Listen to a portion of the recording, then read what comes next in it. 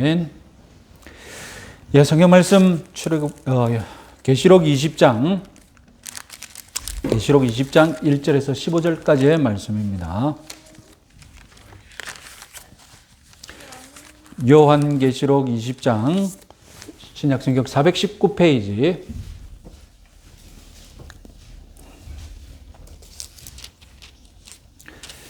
요한계시록 20장 1절에서 15절 같이 읽겠습니다. 또 내가 봄에 천사가 무저경의 열쇠와 큰 쇠사슬을 그의 손에 가지고 하늘로부터 내려와서 용을 잡으니 곧 예뱀이요 마귀요 사탄이라 잡아서 1000년 동안 결박하여 무저경에 던져 넣어 잠그고 그 위에 임봉하여 1000년이 차도록 다시는 만국을 미혹하지 못하게 하였는데 그 후에는 반드시 잠깐 노일이라. 또 내가 보좌들을 보니 거기에 앉은 자들이 있어 심판하는 권세를 받았더라. 또 내가 보니 예수를 증언함과 하나님의 말씀 때문에 목배임을 당한 자들의 영혼들과 또 짐승과 그의 우상에게 경배하지 아니하고 그들의 이마와 손에 그 표를 받지 아니한 자들이 살아서 그리스도와 더불어 1000년 동안 왕노릇하니 그 나머지 죽은 자들은 그 1000년이 차지기까지 살지 못하더라. 이는 첫째 부활이라. 이 첫째 부활에 참여하는 자들은 복이 있고 거룩하도다. 둘째 사망이 그들을 다스리는 권세가 없고 도리어 그들이 하나님과 그리스도의 제사장이 되어 1000년 동안 그리스도와 더불어 왕노릇하리라. 1000년이 참에 사탄이 그 옥에서 놓여 나와서 땅의 사방 백성 곧 곡과 마곡을 미혹하고 모아 싸움을 붙이리니 그 수가 바다의 모래 같으리라. 그들이 지면에 널리 퍼져 성도들의 진과 사랑하시는 성을 두르매 하늘에서 불이 내려와 그들을 태워버리고 또 그들을 미워하는 마귀가 불과 유황못에 던져지니 거기는 그 짐승과 거짓 선지자도 있어 세세토록 밤낮 괴로움을 받으리라. 또 내가 크고 흰 보좌와 그 위에 앉으신 이를 보니 땅과 하늘이 그 앞에서 피하여 간 데 없더라. 또 내가 보니 죽은 자들이 큰 자나 작은 자나 그 보좌 앞에 서 있는데 책들이 펴 있고 또 다른 책이 펴졌으니 곧 생명책이라. 죽은 자들이 자기 행위를 따라 책들에 기록된 대로 심판을 받으니 바다가 그 가운데서 죽은 자들을 내주고 또 사망과 음부도 그 가운데서 죽은 자들을 내주매 각 사람이 자기의 행위대로 심판을 받고 사망과 음부도 불못에 던져지니 이것은 둘째 사망 곧 불못이라. 누구든지 생명책에 기록되지 못한 자는 불못에 던져지더라. 아멘. 예, 그동안 우리 종말론을 강의하면서 여러 천년 왕국 이론들을 소개해 드렸습니다. 그래서 각기 다른 천년설만 소개했고, 특별히 우리 한국교회에 큰 해악을 끼치고 있는 세대주의 이 종말론의 문제점을 또 한번 집중 소개해 드렸습니다. 그런데 정작 올바른 우리 이 천년 왕국이라고 제가 생각하고 우리 장로교인들 대부분이 믿고 있는 무천년설이라든가 그리고 올바른 이 계시록 20장의 해석은 무엇인지 좀 소개해 드리지 못했다. 그런 생각을 했습니다.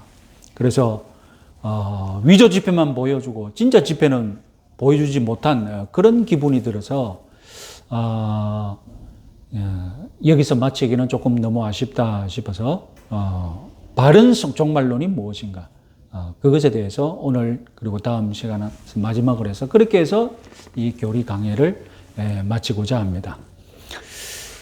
자, 오늘은 계시록 20장을 주목하겠습니다. 왜냐하면 왜 전천년설, 무천년설, 후천년설 이런 것이 나왔느냐.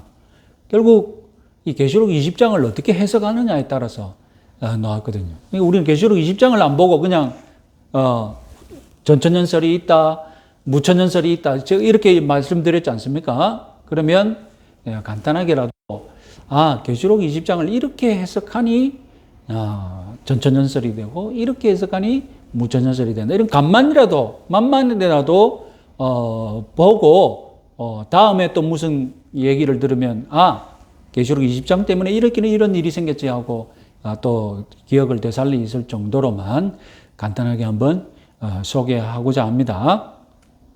자, 어렵고 내용을 다 기억하지 못할 것입니다.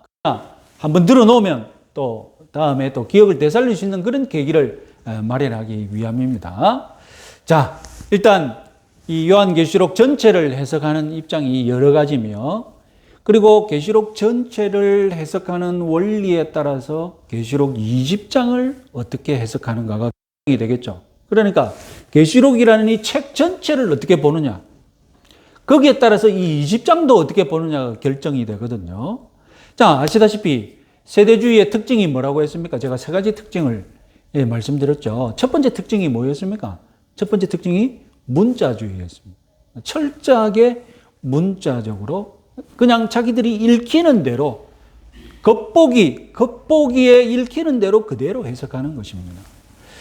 그래서 계시록도 문자적으로 해석하고 되도록 1장부터 22장까지 시간 순으로 흘러간다라고 그런 식으로 해석하는 것이 세대주의고 전천년설이 되겠습니다. 그럼 개혁주의, 무천년설은 어떻게 되느냐? 무천년설은 개혁주의 우리 요한계시록을 하는 방법은 이 요한계시록이 내용상 반복되고 있다라고 해석을 합니다. 그래서 어렵게는 점진적 평행법이라고 부르는데요. 이 말 알 필요 없습니다. 제가 오늘 쉽게 설명드립니다. 자, 평행법이라는 것이 무엇이냐? 먼저 요한계시록을 우리가 단락을 지을 수 있지 않겠습니까? 그게 시간순이든 무엇이든 내용으로 보니까 여기서 한 단락이 끊어지고 여기서 한 단락이 끊어지고 여기서 한 단락이 끊어진다는 것은 누구나 다 동의할 수 있습니다. 그럼 이 단락 끊어지는 것을 어떤 식으로 연결하고 시간순으로 연결할 건지 어떤 식으로 연결할 건지 거기에 이제 입장이 달라지는 거죠. 그래서 아시다시피 계시록 첫 번째 단어는 계시록을 시작하면 이제 그 유명한 아시아의 7교회에게 보내는 편지가 요한복음 계시록 3장까지 나오지 않습니까? 그래서 거기에 7개의 한 단락이고 그리고 4장부터 7장까지는 7인 도장 하나님의 이 도장 심판, 도장을 팍팍 찍으셔서 인을 떼면 이 심판이 시행되고 이렇게 인의 심판이 나옵니다. 그리고 8장부터 11장은 7 나팔의 심판, 나팔을 한번 불 때마다 심판이 쏟아지는 그런 환상이 나오죠. 그리고 12장부터 14장까지는 여인이 아들을 낳으려고 하자 용이 나타나서 이 여인과 싸우는 환상이 나오게 됩니다. 그리고 다섯 번째 15장에서 16장까지는 그 대접이 부어지면 거기서 진노가 쏟아져서 심판이 나오는 것으로 나옵니다. 그리고 17장에서 19장까지는 바벨론과 짐승이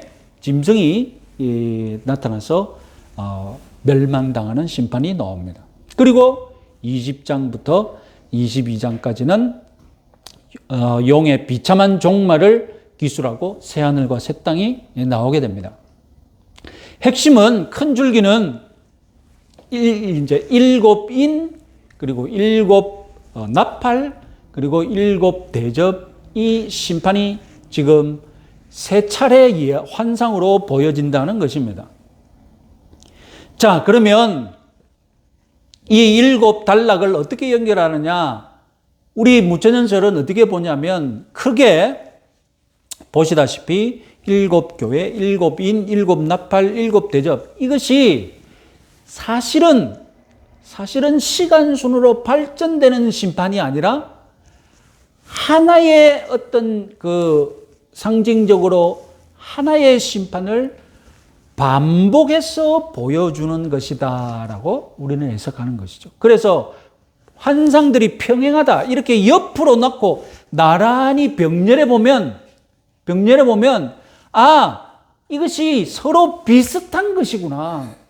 하나의 내용인데 이것이 지금 인, 나팔, 대접 이런 내용을 조금씩 달리하면서 결국 상징적으로는 하나의 종말 심판을 보여주고 있는 것이다. 그래서 이렇게 평행하게 옆으로 놓는다고 해서 평행법 혹은 병렬한다, 평행하다 이제 그런 뜻이 되는 것입니다.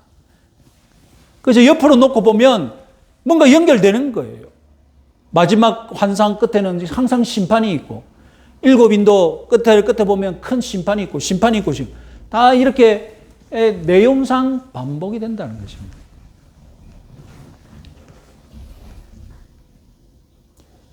그리고 또 한편으로는 계시록은 이렇게 심판을 진행하면서 땅에 일어나는 일과 하늘에서 일어나는 일을 또 교차해서 보여줍니다. 처음에는 땅에 일어나는 일을 보여주면 바로 또 하늘에서 무슨 일이 일어나고 있는지 보여줍니다. 이것은 땅 다음에 하늘 이 시간 순으로 또 일어날 것이다. 이렇게 해석하는 것이 아니라 우리는 동시간대에 두 무대에서 일어나는 일을 보여주는 것이다 라고 해석할 수 있다는 것입니다. 그러니까 요한계시록 때가 지금 땅에서 무슨 일이 일어나고 있는데 그럼 하늘에서는 아무 일도 안 일어나느냐? 하늘에서는 아무 일도 안 나고 기다렸다가 땅에서 드라마가 딱 끝나면 땅의 드라마 끝났다. 자, 이제 하늘 드라마 시작하자. 이렇게 시간순으로 연결해서 무슨 일이 계속 일어나는 것이 아니라는 것입니다.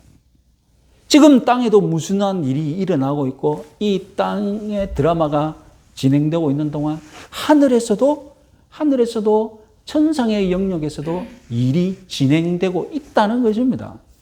그래서 우리 이 무천년설은 될 수 있으면 시간순이나 연대기 순으로 그 계시록을 해석하는 것이 아니라 사실은 알고 보면 다 내용들이 반복되고 시간순으로는 동시간대에 일이 된다라고 해석하는 것이 우리 무천년설의 가장 큰 특징입니다.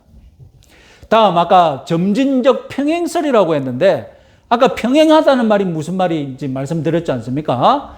평행하다 옆으로 놓아서 보면 결국은 다 비슷비슷한 내용이다. 한 사건에 대한 비슷한 환상이다. 이것이 평행하다는 뜻이라면 이제 점진적이다는 말은 무슨 뜻이냐? 점진적이다는 말은 평행하면서도 점진적이다. 왜냐하면 내용상으로 보면 심판이 똑같은 수준으로 벌어지는 것이 아니라 심판의 강도라든지 심판의 범위라든지 이런 것들이 조금씩 확장되는 것을 내용에서 볼 수 있다는 것입니다. 그러니까 7배, 7인, 7나팔, 7대접 같으면서도 사실은 상징적으로 같은 내용인데도 어떻게 됩니까 지금? 네?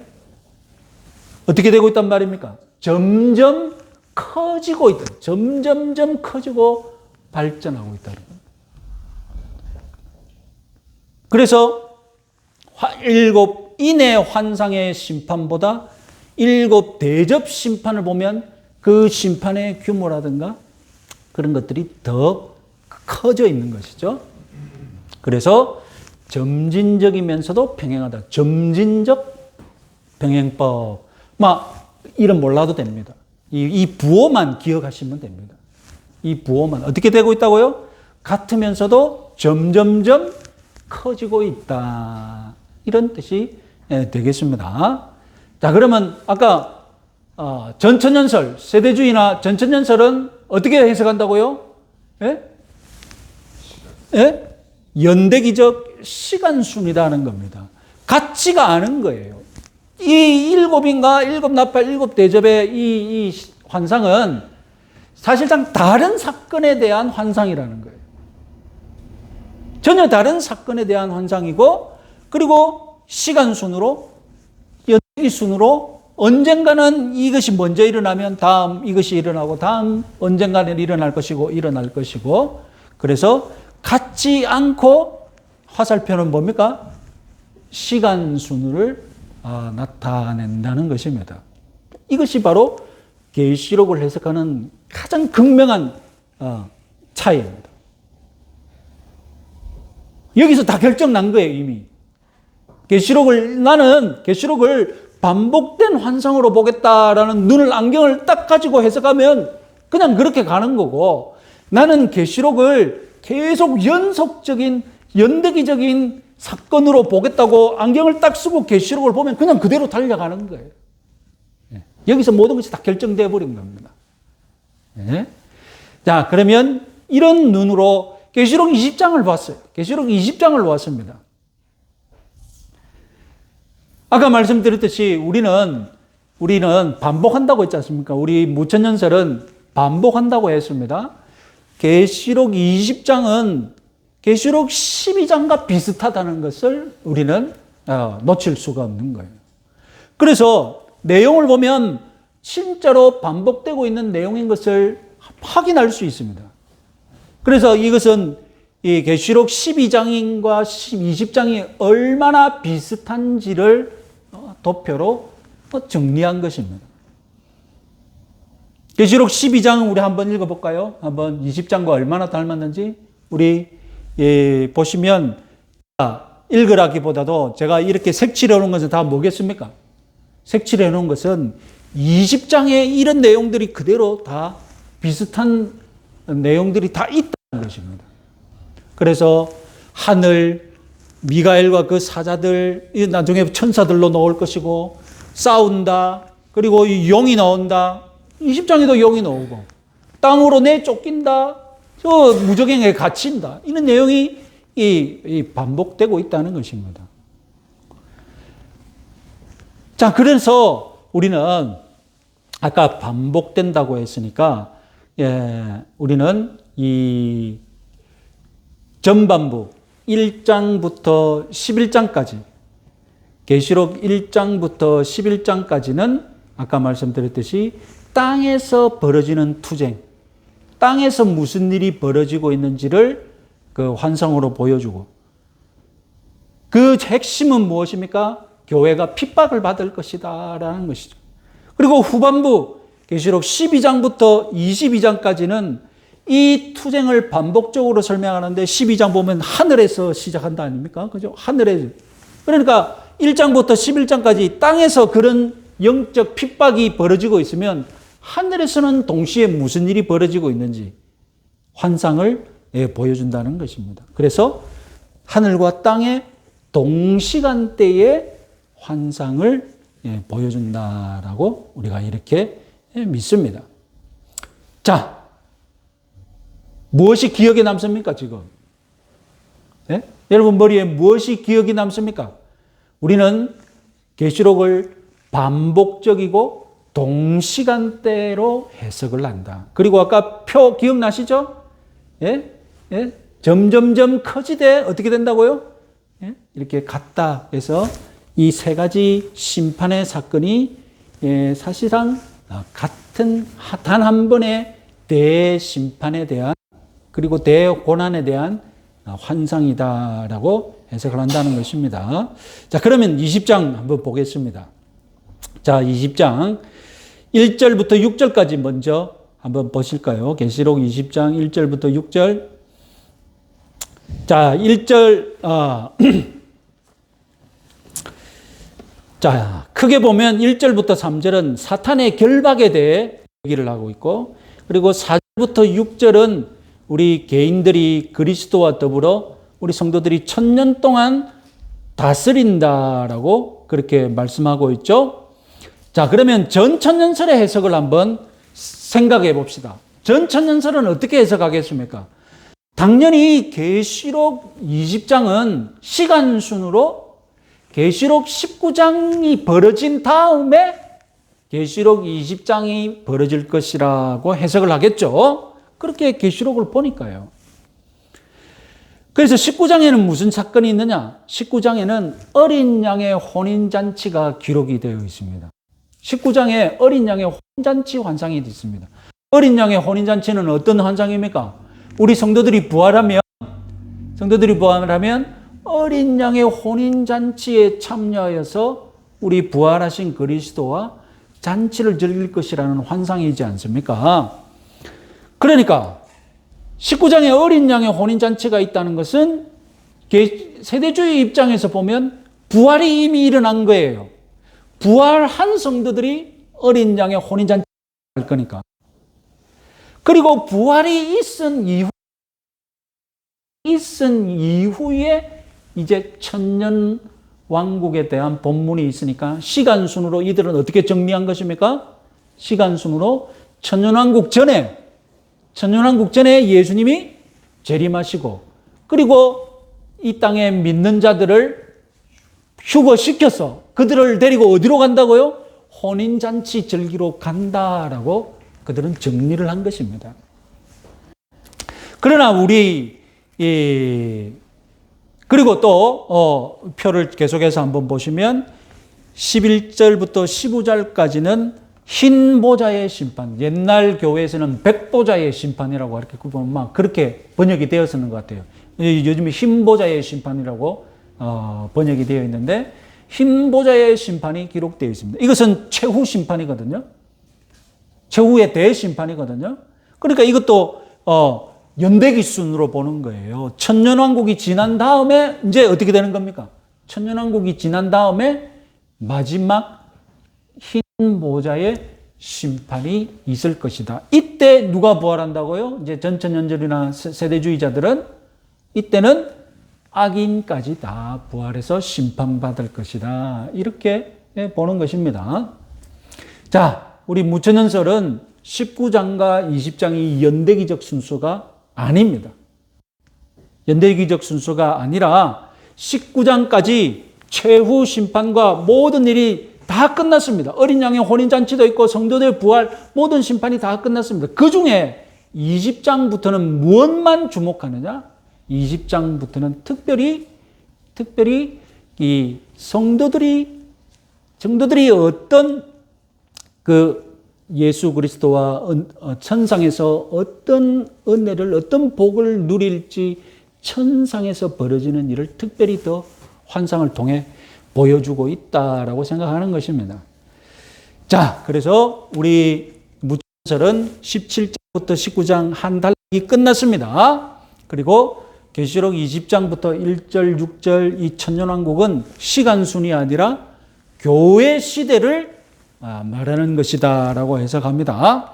그리고 이 교회 시대 천년왕국이 끝나면 흰 보좌의 심판, 백보좌의 심판이 있는데 이것은 바로 불신자 모두 부활하여서 심판받을 것이라고 해석을 합니다. 예. 그리고 이런 내용이 바로 계시록 12장의 반복이며 반복은 반복인데 어떻게 된다고요? 이 방향이 어떻게 된다고요? 더 커지게, 더 잘 보이고, 더 세밀하게, 더 잘 보여주는 방향으로 환상이 있다라는 것입니다. 자, 이렇게 해서 계시록 20장 전체 내용을 우리가 한번 살펴보았고요. 조금 더 자세히 한번 들어가 보겠습니다. 자, 1절과 3절을 한번 보겠습니다. 1절과 3절 또 같이 한번 읽어볼까요?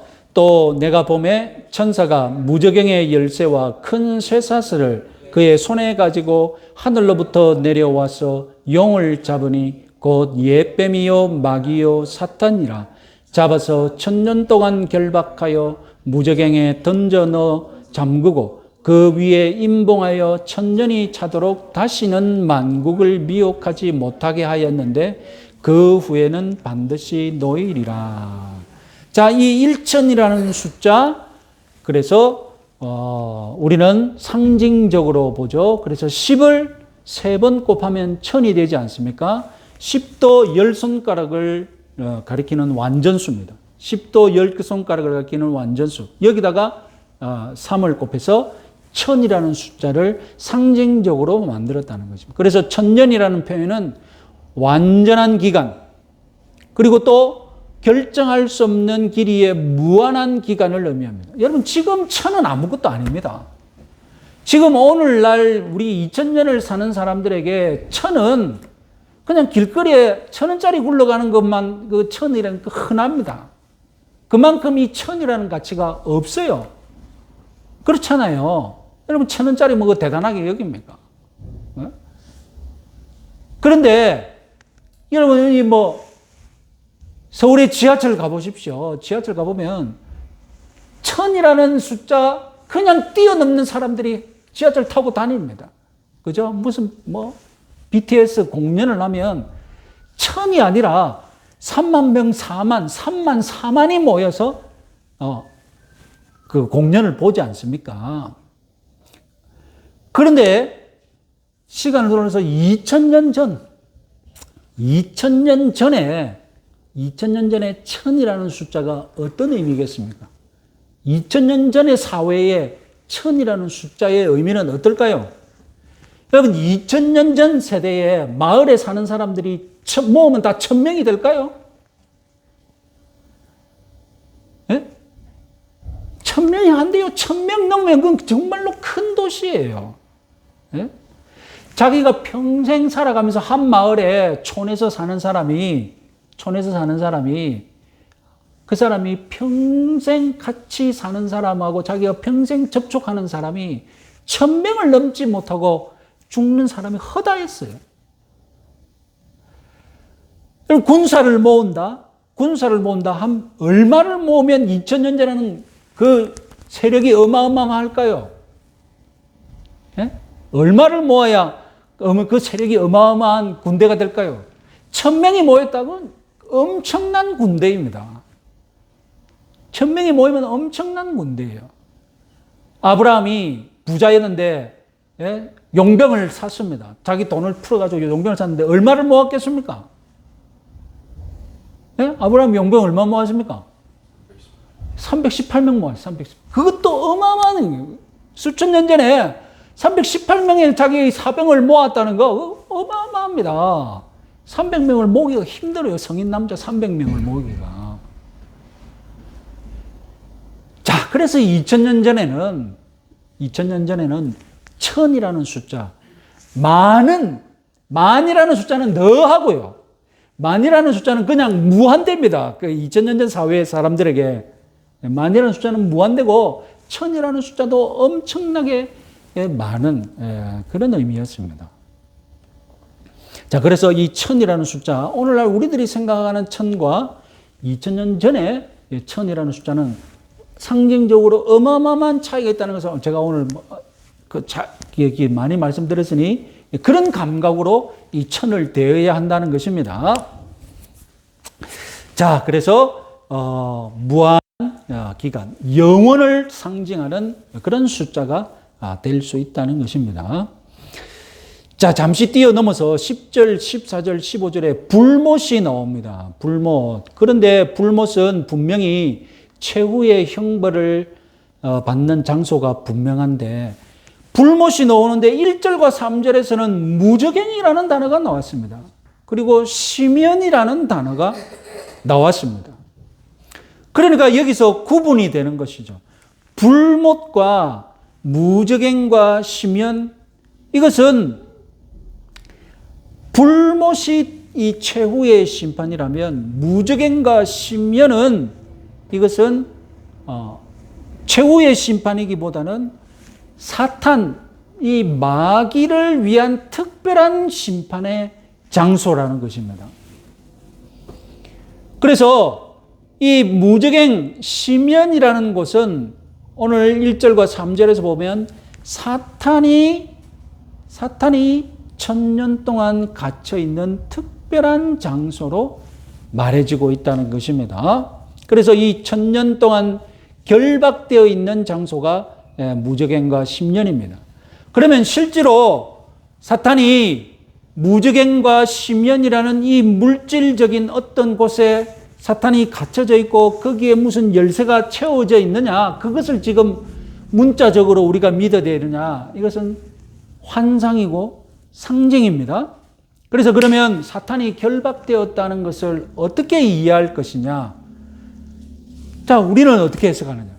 구약의 상황을 보면 우리 지금 교회 시대의 상황과 구약의 상황을 비교해 보면 무엇인가 이 상징하는 바를 알 수 있습니다. 자, 보시면 구약 시대를 보시면 하나님을 아는 지식이 어떻게 되어 있었습니까? 하나님을 아는 지식이 이스라엘에만 머물러 있었죠. 그죠? 하나님을 아는, 여호와 하나님을 아는 지식이 이스라엘에만 머물러 있고 모든 열방들이 다 여호와 하나님을 알지 못했습니다. 자, 이 상황을 우리가 영적으로 천상에서 무슨 상황으로 상징할 수 있느냐? 그것은 바로 사탄이 풀려서 모든 열방을 다 훑고 다니면서 여호와를 아는 것을 방해하고 막았다는 것이죠. 그런데 교회 시대에 들어오면 사도행전이 우리들에게 열렬하게 보여주고 있는 것이 무엇입니까? 그건 바로 복음이 어떻게 되는 거예요?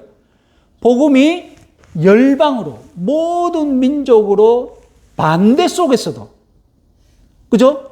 반대와 핍박 속에서도 복음이 열렬하게 퍼져나가고 있는 것을 볼 수 있지 않습니까? 이것을 천상의 환상으로 어떻게 해석할 수 있느냐? 그것은 바로 이 사탄이 복음을 퍼져나가는 것을 막지 못하고 오히려 자기가 구약시대 동안 자기 소유로 가지고 있었던 열방들을 어떻게 당하고 있는 것입니까? 오히려 빼앗기고 있는 상황이잖아요. 그죠? 복음이 그 민족에 들어가가지고 그 민족을 복음화 시킵니다. 그러면 사탄 입장에서는 어떻게 된 겁니까? 사탄 입장에서는 결박당하고, 그죠? 하나님 전쟁의 상황을 보면 하나님이 그 민족을 어떻게 한 것입니까? 그 민족을 회복시켜서 그죠? 자기 나라로 들어온 것이지 않습니까? 그래서 사탄이 결박당해 있다는 것은 죽지 않았다는 뜻이잖아요. 그죠? 나중에 실제로 결박에서 풀려나서 다시 사탄이 이 무저갱에서 뒤에 가면 나오지 않습니까? 그러니까 이 사탄이 이 무저갱에 결박당해 있다는 것은 살았으나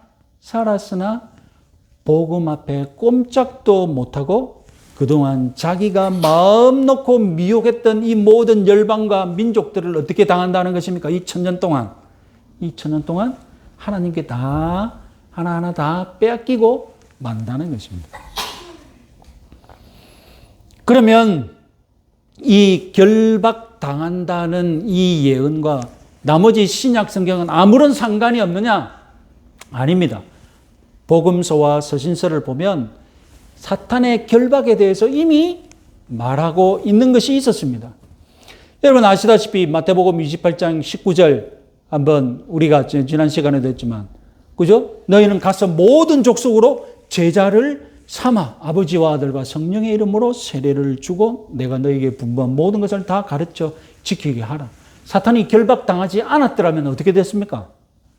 사탄이 결박당하지 않고 구약시대처럼 그대로 활동을 했다면 모든 민족이 사탄의 속국으로 전락해서 꼼짝도 못할 것입니다. 그런데 사탄이 결박당해 있으니까 이제 어떻게 할 수 있습니까? 이제 쳐들어가서 그 민족을 다 하나님 나라, 하나님 백성으로 만들 수 있는 것이죠. 자, 결박은 당하되 죽지 않았습니다. 죽지 않았으니 사탄이 우리들에게 아무런 해도 끼치지 못하고 꼼짝도 못한다는 말이냐? 그것은 아니라는 것입니다. 그래서 그는 여전히 살아있으니까 영적인 다른 자기 세력들을 동원해서 이 땅에서 있는 교회를 괴롭힐 수 있다는 거예요. 그래서 이 교회 시대는 사탄이 결박당해 있지만, 사탄이 결박당해 있음에도 불구하고 우리 성도들은 결박당한 사탄임에도 불구하고 어떻게 된다고요? 죽지 않았으므로, 사라지지 않았으므로 고난과 박해를 받는다는 것입니다. 그래서 사탄이 아직 살아서 그의 영역으로 이 교회를 무너뜨리기 위해서 수많은 세력들을 동원해서 괴롭힐 수 있다는 것입니다. 그래서 나중에 성경에서 우리 4절 6절을 보면 결박에서 풀려났을 때 제일 먼저 하는 일이 뭐겠습니까?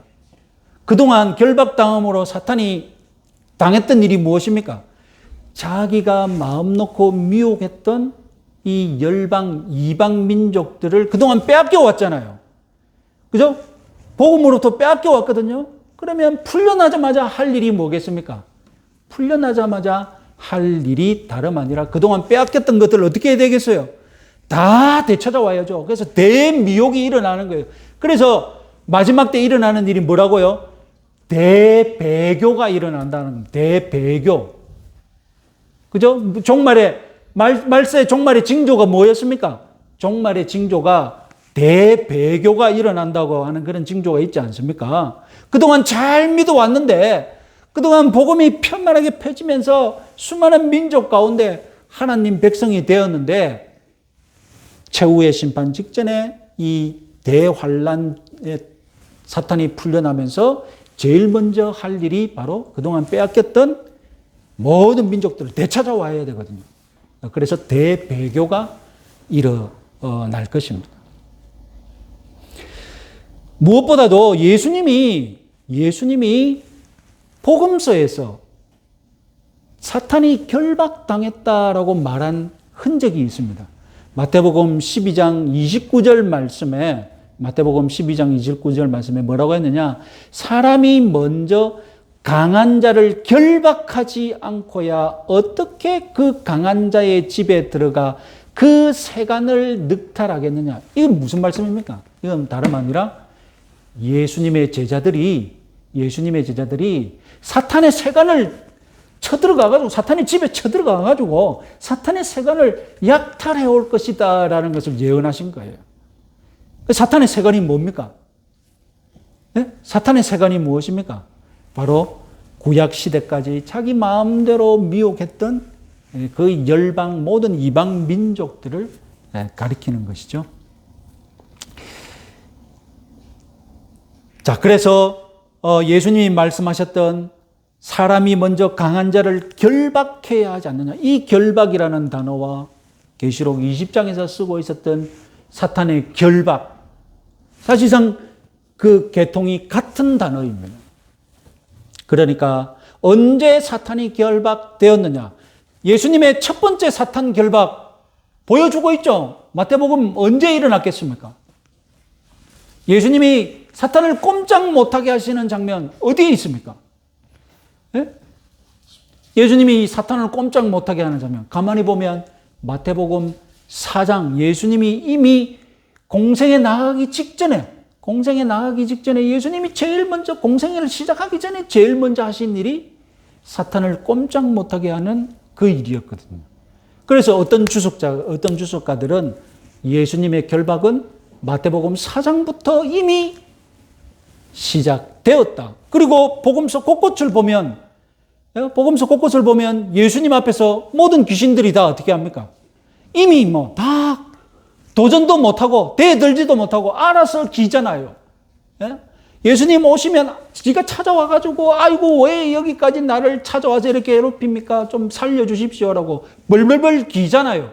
그게 다 무슨 상태인 겁니까? 그게 다 결박된 상태라는 것입니다. 자, 오늘 시간상 여기까지만 보고 다음 시간에 또 요한계시록 20장 계속해서 살펴보도록 하겠습니다. 자, 오늘 결정되어야 되는데 앞에 다시 한번 펴볼까요? 자, 계속해서 다시 보시고 자, 제일 먼저 환상들이 어떻다고요? 평행하다. 이 평행하단 말이 무슨 뜻입니까? 평행하다는 말은 일곱인 한 상, 나팔 한 상, 대접 한 상, 이렇게 옆으로 나란히 놓고 보면 어떻다고요? 결국은 대심판에 대한 환상인데 조금 내용을 달리 했을 뿐이다. 반복되고 있다. 그런데 평행하면서도 어떻다고요? 점진적이다. 점진적이다는 말은 무엇이냐? 예? 점점점 어떻게 된다고요? 점점점 그 규모와 그 환상이 커지고 조금 더 세밀해지고 조금 더 많이 보여주고 그렇게 해서 7 대접의 환상과 7 교회가 당할 심판을 보면 그 차이가 엄청나게 규모와 차이가 나죠. 점점점 커진다. 그래서 점진적 평행법, 이것이 우리 무천년설이 요한계시록을 해석하는 방법입니다. 이 눈으로 그냥 보는 거예요. 그럼 끝난 거예요. 왜냐하면 그 안경을 썼기 때문에. 계시록은 이렇게 봐야 한다고 우리는 이런 해석의 안경을 썼기 때문에 그냥 이쪽 나가는 거예요. 그런데 전천년전이나 세대주의자들은 어떻게 해석한다고요? 환상들이 어떻다고요? 연대기적이고 시간순이다. 그래서 이렇게 쭉쭉쭉 시간순으로 벌어집니다. 같은 환상이 될 수 없는 것이죠. 같은 환상이 될 수 없고 언제든지 연대기 순으로 이것이 1년 뒤에 1년 어떤 해에 일어나면 이것은 반드시 다음 해에 일어날 것이다. 그래서 이런 해석의 안경을 쓰고 계시록을 읽으면 말 그대로 그냥 쭉쭉쭉 이런 식으로 계시록을 해석하게 됩니다. 자, 그래서 이것을 분명하게 가지시고 다음 시간에도 우리 계시록 20장에 대한 또 해석해 보겠습니다.